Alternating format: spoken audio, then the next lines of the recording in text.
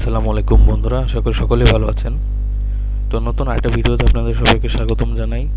তো আজকে আমরা দেখব গুগল জেমিনিটা কিভাবে ব্যবহার করে। ঠিক আছে, গুগল জেমিনিটা আমরা মোটামুটি সবাই জানি যে চ্যাট জিপিটির অল্টারনেটিভ, প্রায় চ্যাট জিপিটির মতো ব্যবহার করা যায়।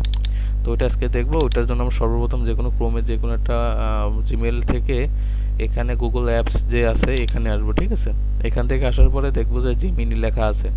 তো এই জিমিনিতে ক্লিক করব। ক্লিক করার পরে দেখেন এখানে কিন্তু চ্যাটবোর্ডের চ্যাট জিপিটির মতোই টুলটা আছে। ঠিক আছে, তো এখান থেকে আমরা যে কোনো কিছু দেখি, সার্চ করি, দেখি রবীন্দ্রনাথের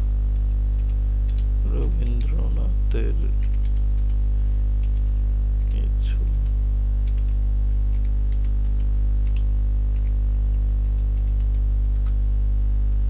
রবীন্দ্রনাথের কিছু কথা লিখতে বলছি, দেখি।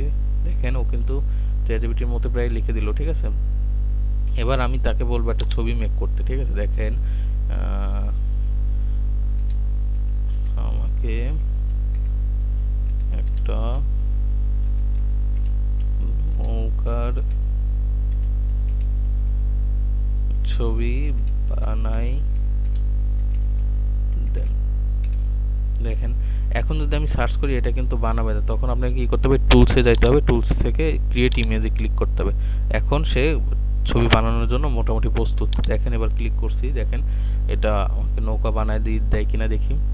একটু কিছুক্ষণ ওয়েট করি।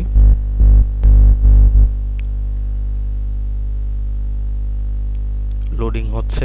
দেখেন এই দেখেন আমাকে একটা নৌকার ছবি বানাই দিতে বলছি। দেখেন ও কিন্তু আমাকে প্রায় একটা নৌকার ছবি বানাই দিছে। ঠিক আছে, তো যাই হোক, চ্যাট জিপিটির মতো অত একটা প্রফেশনাল করতে পারে নাই, তারপরও খারাপ না। ঠিক আছে, তো এইভাবে আপনারা বিভিন্ন ধরনের কাজ করতে পারেন, ক্যানভাস স্টাইলে করতে পারবেন। ঠিক আছে, ডিপ রিসার্চ করতে পারবেন।